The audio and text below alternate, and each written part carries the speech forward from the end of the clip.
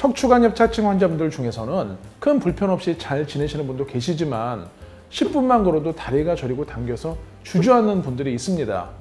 똑같은 협착증인데 왜 이렇게 차이가 날까요? 바로 무심코 반복하는 사소한 행동에 쌓여서 누구는 괜찮고 누구는 수술까지 받게 되는 건데요. 오늘은 척추관 협착증 환자라면 꼭 피해야 할 4가지 습관에 대해서 말씀드리겠습니다. 특히 마지막 내용은 수술을 권유받으신 분들 꼭 참고하시길 바랍니다. 안녕하세요. 재정형외과 서희수 원장입니다.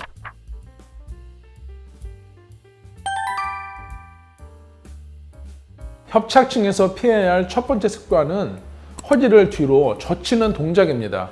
이렇게 말씀드리면 환자분들이 다들 펄쩍 뛰세요. 허리를 뒤로 젖히는 신전 자세가 허리 건강에 좋다고 많이 알려져 있는데 왜 거꾸로 알려주냐고 하시거든요. 그런데 신전 자세가 좋은 건 협착증이 아니라 허리 디스크에 해당되는 얘기입니다. 디스크가 안 좋은 분들은 몸을 앞으로 이렇게 숙이면 디스크가 눌려져서 더 튀어나옵니다. 그래서 신경을 눌러 통증이 심해지기 때문에 디스크 환자분들은 허리를 뒤로 지금처럼 젖히는 신전 자세가 도움이 되는데요. 척추관 협착증은 얘기가 다릅니다. 협착증은 신경이 지나가는 통로 자체가 좁아지는 병이거든요. 이때 허리를 뒤로 젖히면 척추 뒤쪽의 공간이 좁아지면서 가뜩이나 좁아진 신경관이 더 좁아져 신경이 눌리게 되고요. 반대로 허리를 앞으로 숙이면 신경관이 넓어지면서 다리 저림 증상이 좋아집니다. 따라서 협착증에서 허리를 뒤로 젖히는 동작은 오히려 통증을 악화시킬 수가 있어요. 그렇다면 협착증 환자분들은 어떤 자세가 좋을까요? 정답을 말씀드리면 협착증 환자도 대부분은 디스크가 안 좋으시거든요.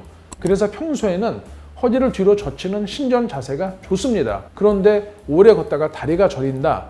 이때는 신전 자세를 고집하시면 안 돼요. 다리가 저린데도 신전 자세를 고집하시면 좁아진 신경관에서 신경이 더 눌리면서 영구적인 신경 손상까지 발생할 수 있기 때문입니다. 요약하면 허리를 뒤로 젖히는 자세가 디스크에는 도움이 되지만 협착증에서는 증상을 악화시킬 수 있다는 점 꼭 기억하셨으면 좋겠습니다. 두 번째 피해야 할 습관은 다리가 저린데 참고 계속 걷는 겁니다. 걸으면 근육이 생겨서 이 허리에 보호가 된다고 하던데 다리가 좀 저려도 참고 걸어야 되는 거 아니냐? 이렇게 많이 또 물어보시거든요. 정답은 아닙니다. 협착증에서는 오히려 더 위험할 수 있어요. 협착증에서 걸을 때 다리가 저린 근본 이유는 신경관이 좁아져 신경에 영양 공급이 안 되기 때문인데요. 걸을 때는 평소보다 신경에 영양이 더 많이 필요합니다. 그런데 협착 때문에 영양 공급이 안 되니 신경이 오히려 굶주리는 상황이 되는 거예요. 따라서 운동으로 풀어야지 하면서 참고 걸으시면 일주일 굶은 사람한테 계속 달리라고 하는 것과 똑같습니다. 이렇게 되면 신경이 손상되어 다리에 힘이 빠지거나 감각이 둔해지는 나쁜 단계로 악화될 수 있거든요. 따라서 협착증 환자분들은 다리가 저릴 때는 무리해서 참고 걷지 마시고요.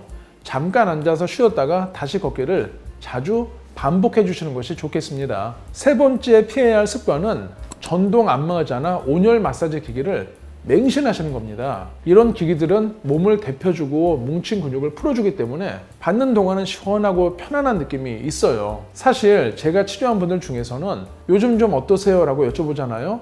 그러면은 제 치료 때문에 좋아졌다는 말은 안 하시고 딸이 사준 안마의자를 매일 했더니 통증이 싹 나아졌다. 이렇게 말씀하시는 분들도 계시거든요. 그렇지만 안마의자가 좁아진 척추관을 넓혀준다든지 신경 압박을 풀어주는 것은 아닙니다. 따라서 기계에만 너무 의존하시면 오히려 치료 시기를 놓칠 수가 있어요. 또 안마의자 중에는 허리를 강하게 뒤로 꺾어주는 제품도 있거든요. 그런데 앞에서 말씀드린 것처럼 협착증에서 허리를 뒤로 젖히면 척추관이 순간적으로 좁아져서 신경을 더 누르게 됩니다. 따라서 강하게 허리를 뒤로 젖히거나 스트레칭하는 기능은 가급적 피하시는 것이 좋겠습니다. 정리하면 전동 안마의자나 마사지 기기는 근육을 풀어주는 보조 수단 정도로만 생각하시고요. 증상이 있으시면 반드시 전문의에게 정확한 진단을 먼저 받으시는 것을 추천드립니다. 자, 가장 중요한 4번째입니다.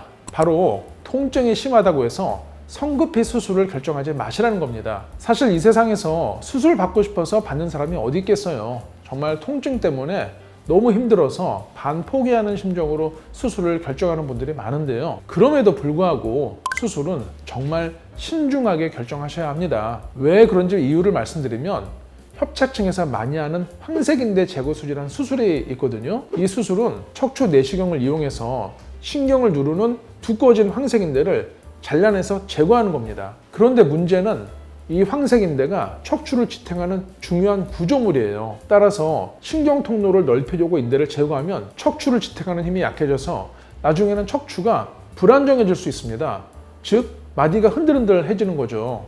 그러면 불안정한 척추를 잡아주기 위해서 이번에는 나사를 박아서 척추뼈를 고정하는 유압수를 하게 되는 분들도 종종 있습니다. 더 큰 문제는 여기서 끝이 아니에요. 나사로 척추 한 마디를 고정하잖아요. 그러면 위아래 멀쩡하던 마디에 더 부담이 쏠립니다. 결국 몇 년 지나면 수술한 부위에 바로 옆마디가 망가져서 여기를 또 고정을 해야 하는 악순환에 빠질 수 있는 것이죠. 그리고 의사 입장에서 솔직하게 말씀드리면 수술을 받고 나서도 계속 아프다고 오시는 분들 정말 치료하기가 어렵습니다. 이미 뼈와 인대를 잘라내고 금속까지 삽입된 상태여서 손쓸 방법이 많지가 않아요. 그래서 저는 가급적 수술은 정말 마비가 오거나 대소변 장애가 생기는 응급 상황에서만 하실 것을 말씀드리고요. 그 이외에는 비수술 치료를 충분히 해보시길 권유드리고 있습니다. 다만 비수술 치료 중에서 단순히 통증만 줄여주는 치료는 금방 재발하기 때문에 큰 의미가 없어요. 따라서 협착의 원인 자체를 풀어주는 시술을 받으시라고 말씀드리는데요.